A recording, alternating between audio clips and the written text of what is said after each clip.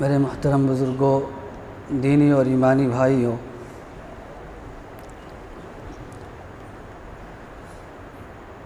حضرت حذیفہ رضی اللہ تعالی عنہ نے حضور اکرم صلی اللہ علیہ وسلم سے ایک مرتبہ عرض کیا کہ اے اللہ کے رسول صلی اللہ علیہ وسلم، مسجد اقصی نہایت ہی مقدس اور بابرکت مقام ہے۔ تو آپ صلی اللہ علیہ وسلم نے فرمایا، ہاں بے شک مسجد اقصی اللہ تعالیٰ کے نزدیک انتہائی بلند مقام رکھتی ہے، اور اس مسجد کی تعمیر حضرت سلیمان علیہ السلام نے کی تھی۔ اس مسجد کی تعمیر میں بے شمار سونے چاندی اور ہیرے جواہرات جناتوں نے جمع کیے تھے، اور اس مسجد کی تعمیر میں سونے چاندی اور یاقوت و زمرد استعمال کیے گئے تھے۔ تو حضرت حذیفہ رضی اللہ تعالی عنہ نے پوچھا کہ پھر یہ سونے چاندی اور ہیرے جواہرات کہاں چلے گئے؟ تو آپ صلی اللہ علیہ وسلم نے ارشاد فرمایا کہ جب بنی اسرائیل نے شریعت سے انحراف کیا اور بدعمالیوں میں، فسق و فجور میں اور معصیت میں ملوث ہو گئے، تو اللہ تبارک و تعالیٰ نے ان کے اوپر ایک مجوسی بادشاہ بخت نصر کو مسلط کر دیا، جس نے اپنے لاؤ و لشکر کے ساتھ یروشلم پر، بیت المقدس پر حملہ کیا، اور اس نے ہزاروں یہودیوں کا قتل عام کیا، اور بچوں کو اور عورتوں کو گرفتار کر لیا، اور اپنے ملک بابل لے گیا، عراق لے گیا۔ اس موقع پر اس ظالم بادشاہ نے بیت المقدس کی اینٹ سے اینٹ بجا دی اور بالکل تہس نہس کر دیا، اور سارے ہیرے جواہرات، سونے چاندی جو اس مسجد کی تعمیر میں استعمال کیے گئے تھے، سب کو اس نے 1,70,000 گاڑیوں پر سوار کر کے اپنے ملک لے گیا۔ پھر آپ نے یہ بیان فرمایا کہ بنی اسرائیل کے بارے میں جو قرآن مجید کے اندر آیت ہے، فَإِذَا جَاءَ وَعْدُ أُولَاهُمَا، پھر جب ان پر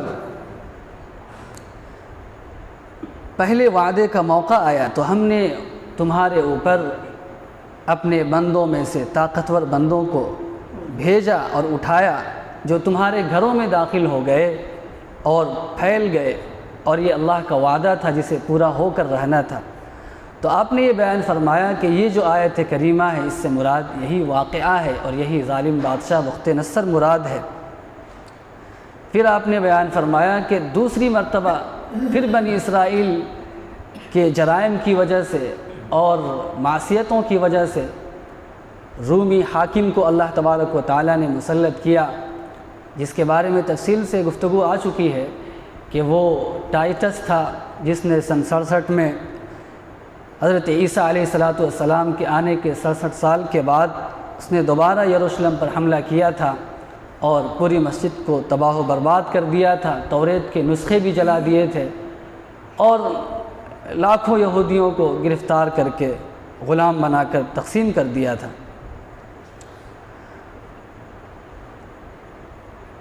تو یہ جو دو واقعات بنی اسرائیل کے فساد کے اور فساد کے نتیجے میں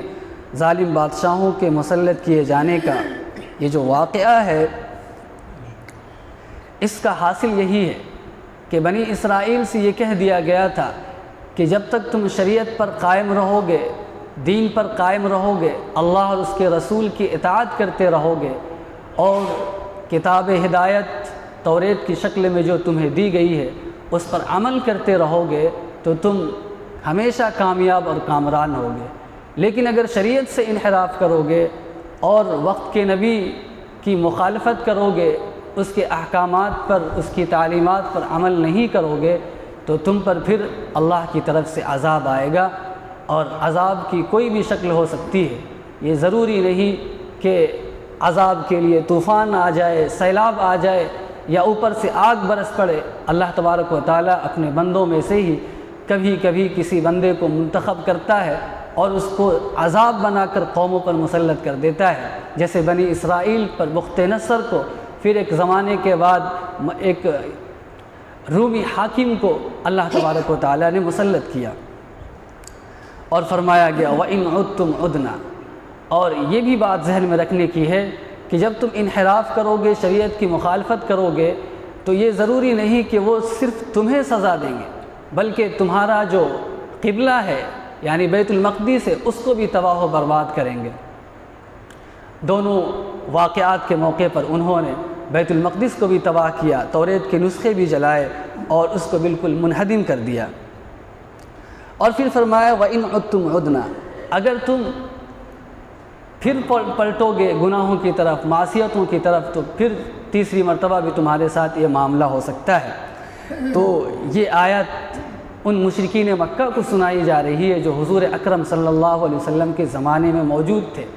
اور ان سے یہ کہا گیا کہ یہ اللہ تبارک و تعالیٰ کا قانون ہے اور ضابطہ ہے۔ پہلی مرتبہ تم نے شریعت موسویہ کے زمانے میں، حضرت موسیٰ کے زمانے میں مخالفت کی تو اللہ کا عذاب آیا۔ دوسری مرتبہ حضرت عیسیٰ علیہ السلام کے زمانے میں یعنی شریعت عیسویہ کے زمانے میں تم نے مخالفت کی تو پھر عذاب آیا۔ یہ تیسرا مرحلہ اور تیسرا دور حضور اکرم صلی اللہ علیہ وسلم کا زمانہ ہے جو قیامت تک چلے گا۔ اے یہودیوں، اے مشرکوں، اگر تم نے محمد عربی صلی اللہ علیہ وسلم کی دعوت کو قبول نہیں کیا، ان کی مخالفت کی، ان کے پیغام کو قبول نہیں کیا، تو پھر پہلے اور دوسرے مرحلے کی طرح، پہلے اور دوسرے واقعے کی طرح سہبارہ تم پر عذاب مسلط کیا جا سکتا ہے۔ تو یہودیوں کو اللہ کے نبی صلی اللہ علیہ وسلم کی طرف سے تنبیہ کرا دی گئی کہ آپ ان سے کھل کر یہ بات کہہ دیں کہ جیسے بنی اسرائیل پر، یہودیوں پر پرانے زمانے میں حضرت عیسیٰ اور موسیٰ کے زمانے میں عذاب آیا تھا، اس زمانے میں بھی تم پر عذاب آئے گا۔ سیرت کے واقعات اس بات گواہ ہیں، اس پر شہادت دیتے ہیں کہ جب ان کی سرکشی ختم نہیں ہوئی اور یہ پے در پہ اللہ کے رسول صلی اللہ علیہ وسلم کو ایذا دینے اور نعوذ باللہ آپ کے قتل کی سازشیں کرتے رہے، تب اللہ تبارک و تعالیٰ نے حضور اکرم صلی اللہ علیہ وسلم کو یہ حکم دیا کہ اب یہ مکے میں اور مدینے میں نہیں رہ سکتے، آپ ان کو وہاں سے نکال دیجئے۔ چنانچہ حضور اکرم صلی اللہ علیہ وسلم نے یہ حکم دیا کہ ان کو مدینے سے نکال دیا جائے، اور پھر یہ ان کو نکالا گیا اور یہ خیبر کے مقام پر جا کر رہنے لگے۔ اور اپنی وفات سے پیشتر آپ نے یہ ارشاد فرما دیا تھا اخرج الیہود والنصارى من جزیرۃ العرب، کہ لوگوں جزیرۃ العرب سے یہودیوں کو اور نصرانیوں کو نکال دینا، یہ عرب کے اندر نہ رہنے پائیں۔ چنانچہ ان تمام یہودیوں کو عرب سے نکال دیا گیا اور یہ دنیا کے مختلف علاقوں میں جا کر آباد ہوئے اور انتہائی ذلیل اور رسوا ہو کر وہاں سے وہ نکالے گئے۔ تو اللہ تبارک و تعالیٰ کا یہ دستور اور قانون ہے وَإِنْ عُدْتُمْ عُدْنَا، کہ اگر تم پھر سرکشی کرو گے، پھر بغاوت کرو گے تو اللہ تبارک و تعالیٰ دوبارہ اور سہبارہ تم پر عذاب مسلط کر سکتا ہے۔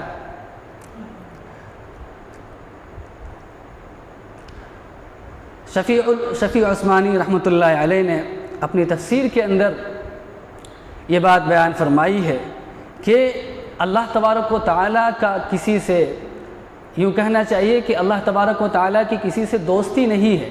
اللہ نے جو قانون بنایا ہے اور جو دستور اس دنیا کا قائم فرمایا ہے اس میں یہی بات ہے کہ جو قوم بھی سرکشی کرے گی، جو قوم بھی نافرمانی میں ملوث ہوگی اور نبیوں کی تعلیمات کی خلاف ورزی کرے گی، اللہ تبارک و تعالیٰ اس کے ساتھ بھی یہی معاملہ کرے گا، چاہے وہ مسلمان ہی کیوں نہ ہو۔ تو مسلمانوں کو اصلاً یہ واقعہ بیان کیا جا رہا ہے، سنایا جا رہا ہے کہ جب تم نبیوں کی تعلیمات کی مخالفت کرو گے تو اللہ تبارک و تعالیٰ تم پر عذاب مسلط کرے گا۔ یہ جو واقعہ ہے یہ آج بالکل آج کے حالات پر صادق آ رہی ہے کہ اس وقت مسلمانوں کی ایک کثیر تعداد ہے اور اربوں کی تعداد میں ہے مسلمان، لاکھوں کی کروڑوں کی تعداد میں ہے، لیکن پھر بھی ایک قلیل تعداد یہودیوں کی ایک تھوڑی سی جماعت پوری دنیا پر حاوی ہے اور مسلمانوں پر حاوی ہے۔ آپ دیکھیے کہ اس وقت مسلمانوں کا کیا حال ہے۔ بیت المقدس جس کے بارے میں حضور اکرم صلی اللہ علیہ وسلم نے بیان فرمایا تھا کہ وہ انتہائی مقدس مقام ہے اور وہ مسلمانوں کا قبلہ اول ہے اور وہ تمام نبیوں کا قبلہ رہ چکا ہے، وہ اس وقت یہودیوں کے اصلاً قبضے میں ہے۔ اور پے در پے اور آئے دن آپ سنتے رہتے ہیں کہ وہاں حملہ کیا جاتا ہے، آگ جلائی جاتی ہے اور مسلمانوں کو وہاں عبادت کرنے سے روکا جاتا ہے، اور تاریخ کے جانکاروں نے اور محققین نے یہ بھی لکھا ہے کہ مسجد اقصیٰ کے نیچے کھدائی کا عمل جاری ہے، اور مقصد یہ ہے کہ اس مسجد کو ڈھا دیا جائے اور اس مسجد کے مقام پر ہیکل سلیمانی، جس کو یہ اپنا عبادت خانہ ہیکل سلیمانی کہتے تھے، وہ تعمیر کیا جائے۔ اور ہیکل سلیمانی اصلاً ہیکل سلیمانی نہیں ہوگا، بلکہ وہ ہیکل دجال ہوگا، اور اس دجال کے لیے جو انتہائی سرکش اور اللہ تبارک و تعالیٰ کا ایک عذاب ہوگا دجال کی شکل میں، اس کے لیے وہ عبادت خانہ یا وہ مقام تعمیر کرنے کی کوشش کی جا رہی ہے۔ اللہ تبارک و تعالیٰ نے اس دنیا کے اندر 2 عبادت خانے ایسے بنائے جس کو اللہ تبارک و تعالیٰ نے لوگوں کا، انسانوں کا قبلہ بنایا۔ بیت المقدس بھی انبیاء کرام کا قبلہ رہا، اور مسلمانوں کا بھی 17-18 مہینے تک قبلہ رہا، اور اس کی طرف مسلمان رخ کر کے نماز پڑھتے رہے۔ لیکن دونوں عبادت خانوں سے متعلق اللہ تبارک و تعالیٰ کا قانون اور دستور الگ ہے۔ بیت اللہ جو عبادت خانہ ہے، جو قبلہ ہے، اس کے متعلق اللہ تبارک و تعالیٰ کا قانون یہ ہے کہ اللہ نے اس کی حفاظت کی ذمہ داری خود لے رکھی ہے۔ آپ کو وہ واقعہ سیرت کا یاد ہوگا کہ جب ابرہۃ الاشرہم یمن کے ایک بادشاہ نے اپنے لاؤ لشکر اور ہاتھیوں کے ایک فوج کو لے کر کے مکے میں آیا، اور اس کا ارادہ تھا کہ نعوذ باللہ کعبۃ اللہ کو آج ڈھا دیں گے،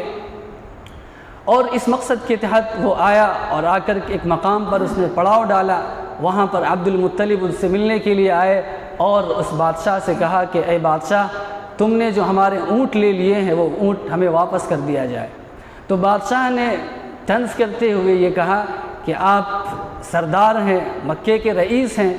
ہم نے آپ کے اونٹ پر قبضہ کر لیا ہے، اور آپ بیت اللہ کی حفاظت کی بات نہیں کرتے ہیں بلکہ اونٹ کا مطالبہ کرتے ہیں، اونٹ کے بارے میں سوال کر رہے ہیں، یہ کیا بات ہے؟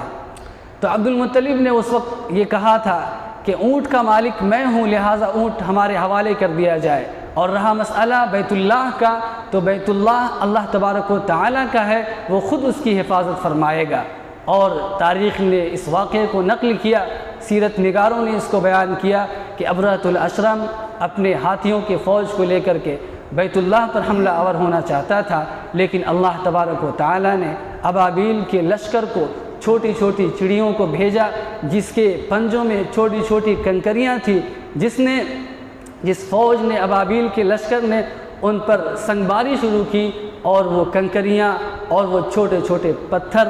توپ کا کام دیا، اور اس نے ان تمام لشکروں کو ہلاک و برباد کر کے رکھ دیا۔ وہ کنکری جس انسان پر لگتی تھی، وہ کنکری ایک طرف لگ کر دوسری جانب سے جسموں سے نکل جایا کرتی تھی۔ تو اس طریقے سے اللہ تبارک و تعالیٰ نے اپنے گھر بیت اللہ کی حفاظت فرمائی، اور جو دشمنان بیت اللہ تھے اللہ تبارک و تعالیٰ نے ان کو اس طریقے سے تہس نہس کیا۔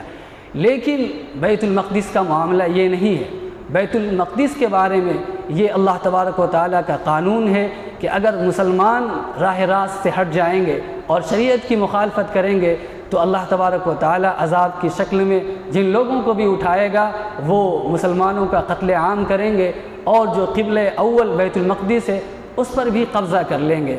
آج یہ آیت کو سامنے رکھتے ہوئے، اس سنت اور اس ضابطے کو سامنے رکھتے ہوئے دنیا کے حالات پر غور کریں تو آپ کو اندازہ ہو جائے گا کہ واقعتاً اس وقت مسلمانوں کی تعداد اگرچہ بہت زیادہ ہے، لیکن وہ بنی اسرائیلیوں یا یہودیوں سے مغلوب ہیں، اور جہاں چاہتے ہیں مسلمانوں کا قتل عام کرتے ہیں۔ آپ غور کیجئے کہ عراق میں کیا ہوا، اور سیریا میں کیا ہوا، یمن میں کیا ہو رہا ہے، ہر جگہ مسلمان ہیں، اور لاکھوں کروڑوں کی تعداد میں اہل ایمان کا اور مسلمانوں کا قتل عام ہو چکا ہے۔ 10-15 لاکھ عراق کے اندر مار دیے گئے، سیریا کے اندر مار دیے گئے، اور یمن کے اندر مار دیے گئے، اور روزانہ فلسطینیوں کا، اہل ایمان کا، مسلمانوں کا بیت المقدس کے اندر قتل ہوتا ہے، اور چھوٹے بچوں پر بھی فائرنگ کی جاتی ہے، عورتوں پر بھی فائرنگ کی جاتی ہے، اور مسجد اقصیٰ کی بے حرمتی کا عمل آئے دن آپ سنتے رہتے ہیں کہ ہوتا رہتا ہے۔ یہ ایسا کس لیے ہوا؟ ایسا اس لیے ہوا کہ اللہ تبارک و تعالیٰ نے جو قانون اور دستور قرآن مجید کے اندر بیان فرمایا تھا، اور بنی اسرائیل کے واقعے کے ذریعے سے اہل ایمان کو تنبیہ کی تھی کہ وَإِنْ عُدْتُمْ عُدْنَا وَجَعَلْنَا جَهَنَّمَ لِلْكَافِرِينَ حَصِيرًا، کہ اگر تم شریعت کی مخالفت کرو گے، شریعت کو چھوڑ دو گے، سنت سے انحراف کرو گے، قرآن مجید کی تعلیمات پر عمل نہیں کرو گے تو اللہ تبارک و تعالیٰ تم پر عذاب مسلط کرے گا۔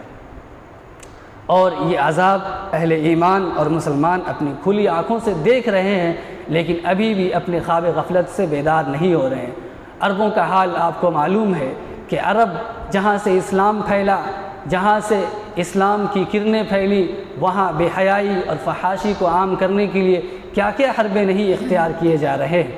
آپ ان حالات سے واقف ہیں، جہاں اہل ایمان کو اور اکثر علماء اور فضلاء ہیں، 60,000 کی تعداد میں اہل ایمان کو اور علماء اور فضلاء کو جیلوں میں بند رکھا گیا ہے۔ ابھی کچھ ہی سالوں پہلے کا واقعہ ہے کہ شیخ احمد صالح کو بھی گرفتار کیا گیا۔ ان کا جرم بس یہ تھا کہ انہوں نے حرم سے ایک بیان دیا، اور اس بیان کے اندر انہوں نے کھل کر بھی سعودی حکومت کی تنقید نہیں کی تھی۔ انہوں نے بس یہ کہا تھا کہ ترقی کے نام پر اور رفاہ کے نام پر جو اس وقت سعودی عرب کے اندر کام کیے جا رہے ہیں وہ شریعت و سنت کی روح سے غلط ہیں، لیکن اس بیان کے فوراً بعد ان کو گرفتار کیا گیا اور ان کو جیل میں ڈال دیا گیا۔ تو یہ وہ حالات ہیں جس سے ہمیں عبرت لینے کی ضرورت ہے اور اپنی اصلاح کرنے کی ضرورت ہے، اور شریعت و سنت کی طرف دوبارہ رجوع کرنے کی ضرورت ہے، اللہ تبارک و تعالیٰ کو منانے کی ضرورت ہے اور توبہ استغفار کی ضرورت ہے۔ اللہ تبارک و تعالیٰ سے دعا کہ ان باتوں کو سمجھنے کی اور اس پر عمل کرنے کی توفیق عطا فرمائے۔ اعوذ باللہ من الشیطان الرجیم، بسم اللہ الرحمن الرحیم۔ رب اشرح لي صدري ويسر لي أمري واحلل عقدة من لساني يفقهوا قولي۔